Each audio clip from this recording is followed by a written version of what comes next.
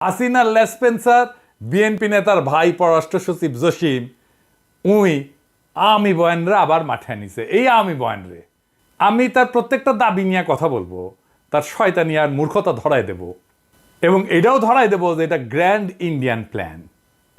সে পাকিস্তানকে 1971-এ গণহত্যার জন্য ক্ষমা চাইতে বলছে। পাকিস্তান একবার না দুইবার রাষ্ট্রীয়ভাবে ক্ষমা চাইছে বাংলাদেশের কাছে।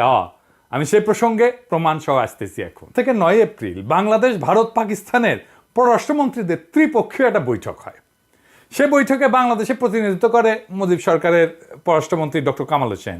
বৈঠকের অন্যতম প্রধান আলোচ্য বিষয় ছিল 195 জন যুদ্ধাপরাধীর বিচার। এতে পাকিস্তানের প্রতিরক্ষা এবং পররাষ্ট্র প্রতিমন্ত্রী বলেন, কোনো অপরাধ সংগঠিত হয়ে থাকলে আমার সরকার তার নিন্দা জ্ঞাপন এবং গভীর দুঃখ প্রকাশ করছে। আর তখন পাকিস্তানের প্রধানমন্ত্রী জুলফিকার আলী ভুট্টো বলে, মিটমাট ত্বরান্বিত করার জন্য অতীতের সমস্ত ভুল ক্ষমা করে দিন এবং ভুলে যান।